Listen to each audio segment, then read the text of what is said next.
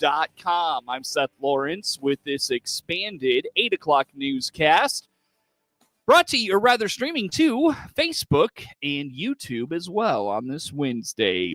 The city of Clinton recently lost a very active member of the community, and Tuesday night, the Clinton City Council recognized Jerry Milton. Commissioner Dan Ballinger spoke of Milton's dedication to the Clinton Fire Department, but moreover, his dedication to the city of Clinton. First off, I just want to, I'm sure all of you have read the passing of former City Council, Public Health and Finance Commissioner, and Clinton Fire Chief, Jerry Milton. Jerry was with the fire department for 38 years. He served the city council for 12 years. And the fire department will be very involved. Fire and police will be very involved in his funeral this coming Friday. And I encourage all of you to attend if you can. Jerry spent a lot of time with this community, and he was a very important part of it. So. The fire department was busy over the weekend battling a blaze at Stericycle outside of Clinton on Revere Road. Ballinger credited the fire crews for their quick and effective response. This last weekend, we had a huge fire. We had a huge industrial fire at the Stericycle plant. We got paged out at 3 a.m. Reports were heavy smoke coming out of the building, which it was. We were able to leave there 2 hours later. Thank you to the Clinton Fire Department for doing an outstanding job on an industrial fire. Ballinger also reported the Kiwanis Playground is getting closer to being completed as significant work is well underway and looks forward to a fall opening. The park is coming along very well. Tomorrow, all the playground equipment and the cleanup will be done. Then they take a picture of it and send it off to the people that are going to put the rubber coating down. And as soon as they get the picture, they'll set a date to come back, which we hope is within a couple days, and put the surface down. And shortly after that, we'll have a grand opening ceremony. And the people that are doing the restoration at the cemetery on the old stones, I went out and seen them the other day. They're just keep moving along. They're doing a great job. And that's all volunteer work. The council Tuesday approved the purchase of Air One equipment for the fire department at a cost of $9,275. The council approved the demolition of the former Doc Allen property on Quincy Street, as well as a property on Main Street.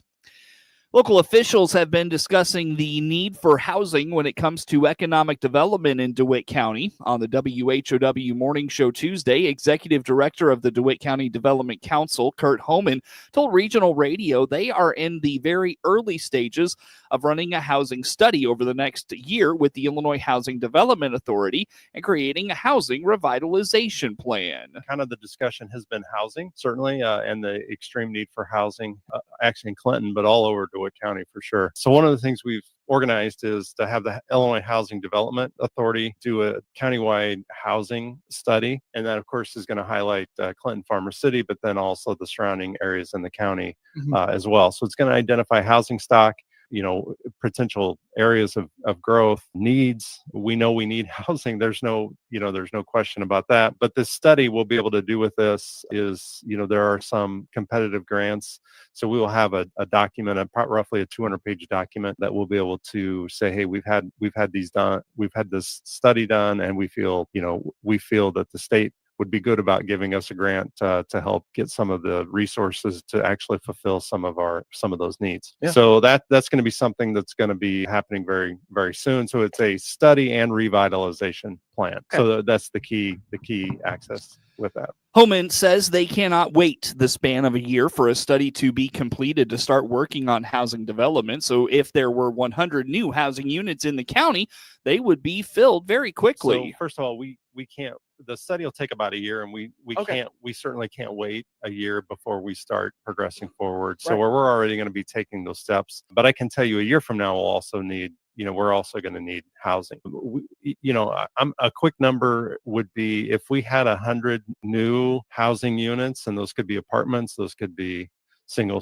family structures, duplexes, fourplexes, whatever, they would be filled. I mean, I can tell you we have that immediate need for housing. So we're going to work on housing in any way possible that we can in the interim.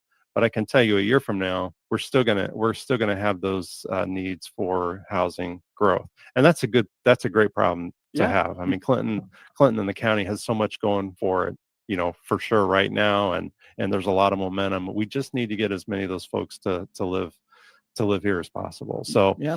but the answer is we'll have a document essentially that says, here's some suggestions, here's some areas, and again, we can use that document to essentially get some state and federal funding, we hope.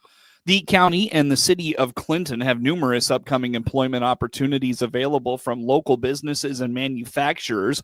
Whether those roles are temporary or permanent, employees will need somewhere to live. Quick-wall 300 plus jobs, the Constellation Meta deal, those are temporary, but most those still people will need place to live even in the short term. And again, I know it's been alluded to, a different organization is going to be announcing, and we think that's coming this week or early next week, and that's another 250 jobs. So you look at our influx of jobs over the next few months is going to be 6, 7, 800 new jobs in this Clinton area, and we don't have a place for those folks to live. So we want them all to live here if we can. But right now we don't have the spot for that. And again, 10% of your population in new jobs is fantastic for anywhere. The DCDC was tasked with creating a downtown Clinton revitalization plan, and we'll have more on that plan with Homan in the days ahead on regional radio.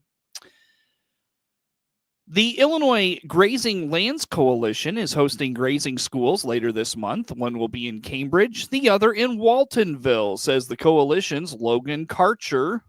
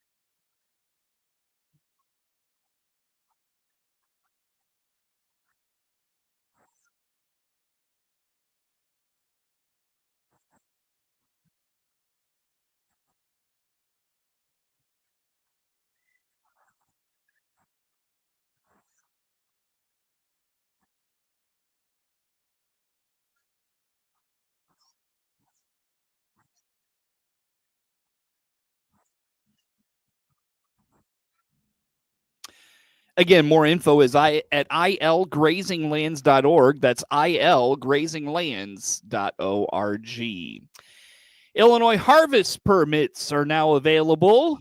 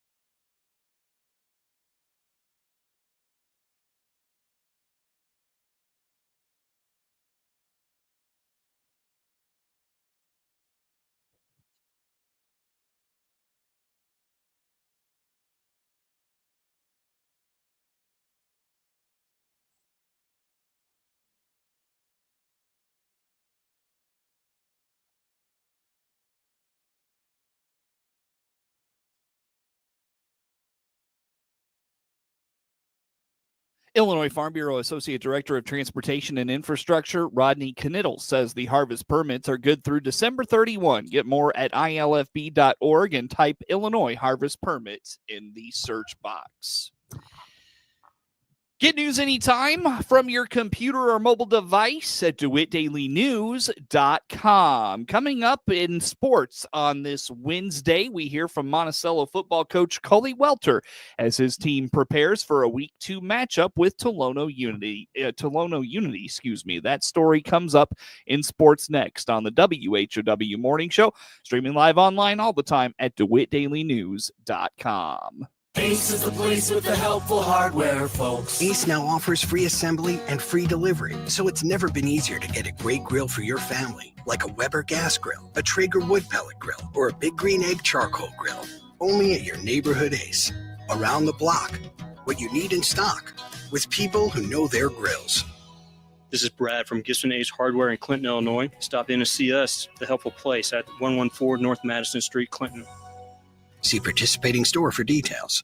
CEO Paul Scourin here from Warner Hospital and Health Services in Clinton. Call our family medicine clinic now to get your children's school physicals scheduled. We're accepting new patients of all ages. More info by clicking our icon at DeWittDailyNews.com. DeWittDailyNews.com is the area's leading local news source 24 hours a day, 7 days a week. Get the latest local news, obituaries, police blotter, weather forecast, and more. Head to DeWittDailyNews.com to get the local information you need to know.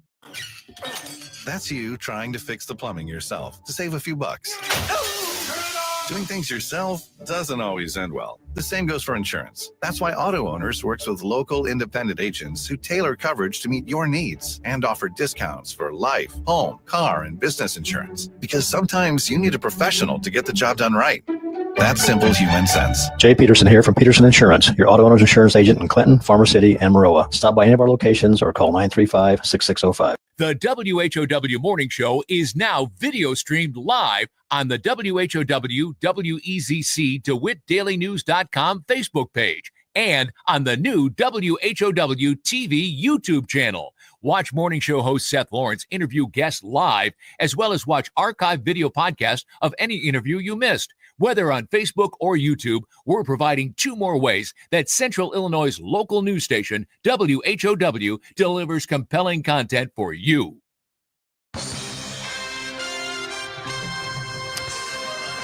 Time now for a look at sports. I'm Seth Lawrence with this report.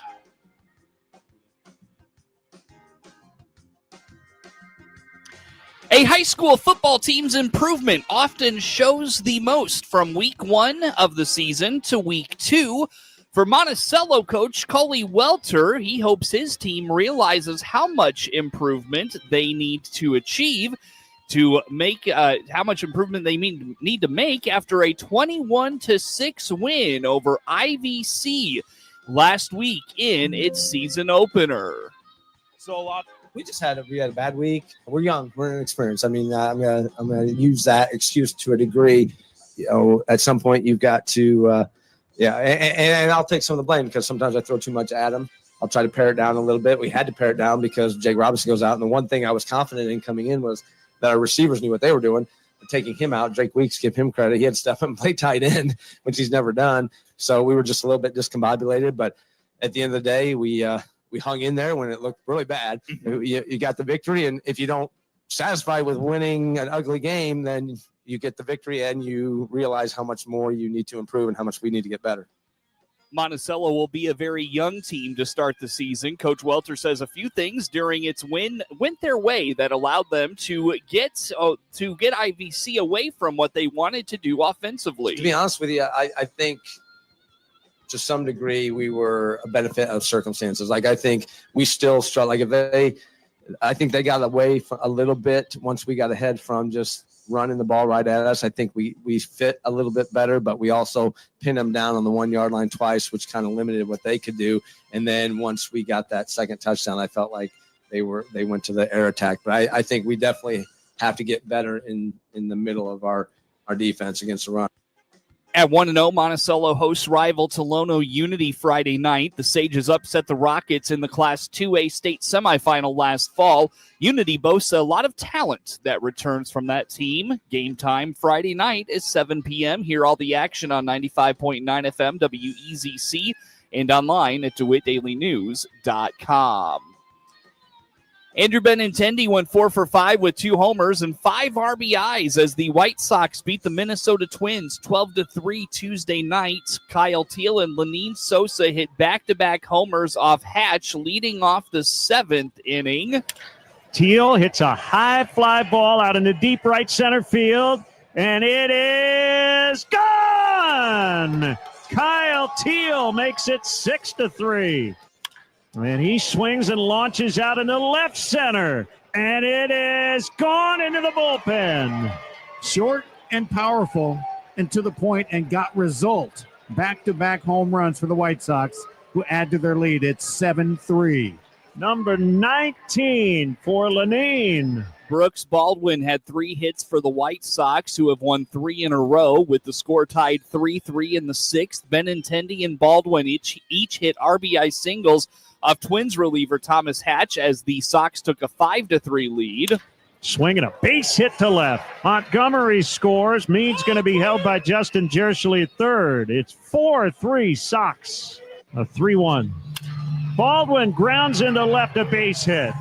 Meade will score. Benintendi to second. It's 5-3. 2 really nice at-bats back-to-back. Davis Martin won his 6th straight start. He gave up 3 runs on 6 hits in 6 innings. Benintendi hit a solo homer in the 2nd inning and added a 3-run drive in the 8th. Swinging a drive, well hit to right, and it is gone. Andrew Benintendi with a line shot rocket over the high wall and right, and we're tied at 1. You not only, as Benintendi sends one high and deep out into right center field, this one's back there, and it is gone. Second one tonight. This one drives in 3, and it's 12-3. That one was no doubt when it ended up in the second deck out there and straightaway right center field. The Twins will send right-hander Zebby Matthews to the mound against the Sox Yendry Gomez on Wednesday. Kyle Tucker hit a 3-run homer and added a single. Shota Imanaga pitched 6 solid innings as the Cubs beat the Braves 4-3 Tuesday night. Imanaga allowed 3 runs on 5 hits in 6 innings for the win. Nico Horner added 2 hits as Chicago won for the 4th time in 5 tries. The Cubs are 5 games behind NL Central leading Milwaukee. Daniel Palencia worked around 2 singles in the 9th for his 22nd save. Tucker left the game in the 7th inning, though, due to left calf tightness and was replaced in right field by Willie Castro. He hit his 22nd home run, and Ian Happ's RBI single made it 4-0 in the 3rd inning. Kevin Alcantara, recalled from AAA Monday, started center field in place of the slumping Pete Crow Armstrong, who went 1 for 3. Crow Armstrong entered hitting just $160 with a homer and 5 RBIs in 28 games since August 1st. Atlanta's Bryce Elder faces Cade Horton tonight to wrap up the 3-game series. Ivan Herrera hit a go-ahead 2-run home run. Miles Michaelis pitched 6 solid innings to help the Cardinals beat the A's 2-1 Tuesday night. Michaelis gave up a run on 5 hits in 6 innings. He did not have a strikeout and walked 1. The right-hander was 0-2 with a 6.04 ERA in 5 August starts. Matt Swanson followed with 2 scoreless innings, and Jojo Romero pitched a 1-2-3 ninth for his 6th save. Victor Scott II drew a leadoff walk from Hogan Harris in the 6th, and Michael Kelly replaced Harris with 2 outs and Scott on 3rd, and Herrera hit his 12th homer 3 pitches later for a 2-1 lead. The Cardinals have just 3 wins in their last 11 home games. A's left-hander Jeffrey Springs starts Wednesday's rubber match opposite Matthew Liberatore. Get sports anytime from your computer or mobile device at DeWittDailyNews.com. Here's Clinton Save-A-Lot owner Dave Jackson on how he monitors prices to help you save money. I look and see what retail they are at, and I make that decision whether it is a key item or a mid-tier item as far as importance goes, and I make sure I'm either below or close. And in most cases, I try to go below. Dave and his staff helps you save up to 40% on your grocery bill every day at your locally owned Clinton Save-A-Lot. And as Dave always says, hope to see you soon. Baum Chevrolet Buick offers full transportation options while giving you peace of mind. This is Scott Baum from Baum Chevrolet Buick here in Clinton. This is what we do every day. We listen to you, give you options for routine maintenance, major mechanical problems, or collision repairs with a staff that's knowledgeable to find the best option for you. Baum Chevrolet Buick, your full service dealer. See us at baumchevybuick.com right from the start. Finding the right employees can be a real challenge these days, whether you're hiring full-time or part-time. That's where the regional radio stations come in. We're here to help you connect with the qualified candidates you need.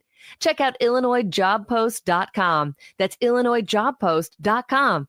It's part of our comprehensive radio and internet employment campaign designed to get your job openings noticed. For details, just reach out to your account manager. Put the power of radio and the internet to work for you at IllinoisJobPost.com. WHOW is Central Illinois' Ag Station, and that includes providing farmers information on how